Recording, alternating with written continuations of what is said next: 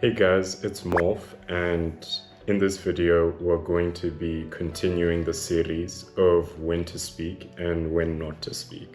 So, in the previous video, the first part, I was talking about how you shouldn't speak when you're angry, and you should speak when your boundaries are being crossed. So, we're going to continue with that little series, and I'm going to share again one situation whereby you shouldn't speak and one situation whereby you should speak. So let's get on with it.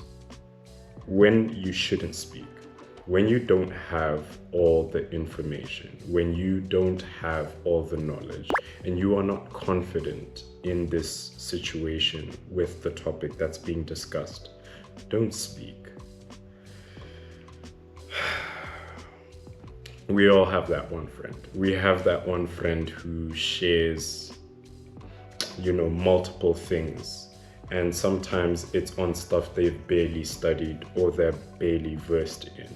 So they have little amount of knowledge within the situation. But they still continue to speak. They speak with some form of they speak with certainty.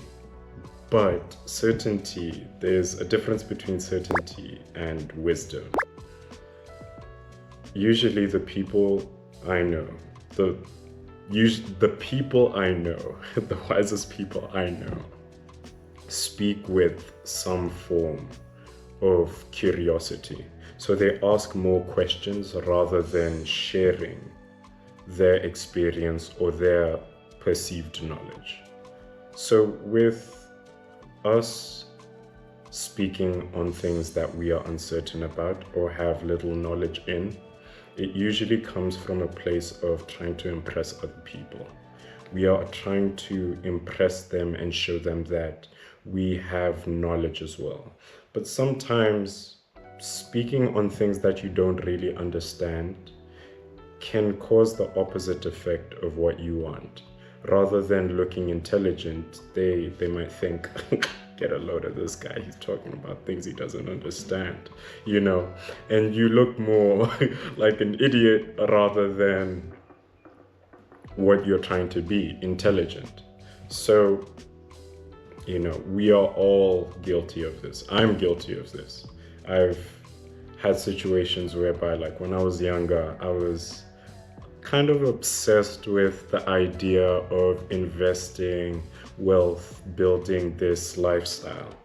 And of course I was watching a couple of videos, but you can't call yourself a guru based on just a couple of videos. But I still spoke. I spoke on things I didn't have much knowledge in them. I knew based on the experience, based on watching a couple of YouTube videos, but I can't call myself a master at something that I had just recently been introduced to.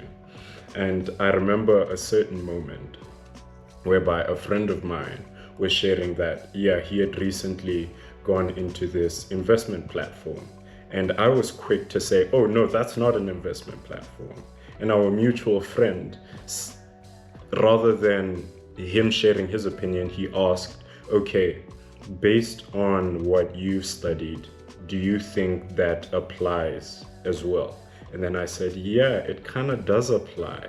So is it not also an investment platform since it meets the definition that you are thinking about? And I said, yeah, I guess so. So from that point on, I was a little bit embarrassed, but it was an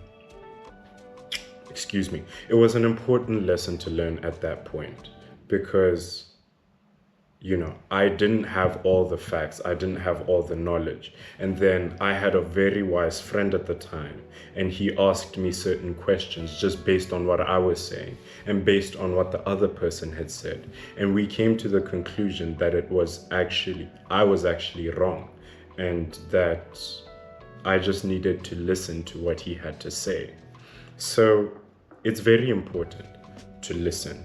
Sometimes when you pause and listen to the person and say, hey, you know what? maybe this person has something to offer. Maybe this person has experience that I haven't faced, I haven't learned. And with me staying silent and letting them speak, it unlocks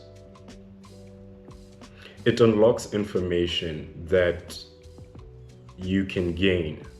If you had spoken, you wouldn't have gained that information, and it would have taken you longer to get that information. When we keep quiet and we allow others to speak, it allows us to learn. It allows us to, rather than just speaking our own minds, we're speaking based on what we know. But when you keep quiet and listen to the other person, you have now that opportunity to learn something and expand your mind. I'll leave you guys with one more example. Ooh, I think something went into my contacts. I wear contacts. So there are sometimes there'll just be little dust particles that, oh, okay, no, I think it's okay. So let me leave you guys with one example. One person in the workplace, he's constantly interrupting other people at meetings, constantly talking about what he knows.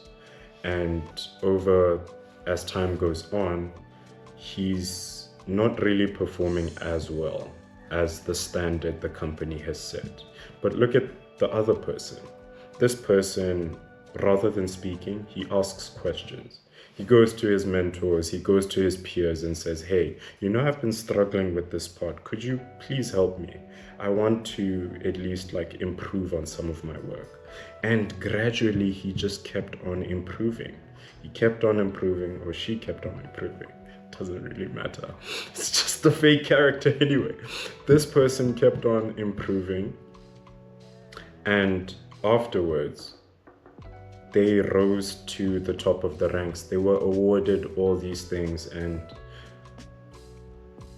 you can see from just based on those two people, one was confident in what he barely understood, and the other person was put themselves in a space of humility. They were willing to listen to the next person in order to grow. Growth comes when you allow yourself to be humble and hear the other person out. We don't have all the answers. We are not these intelligent people that, okay, they are quite the intelligent people out there, but once you portray yourself as, I am confident with some knowledge and I am intelligent in some areas of my life. However, some areas I do not know, but I'm open to learning.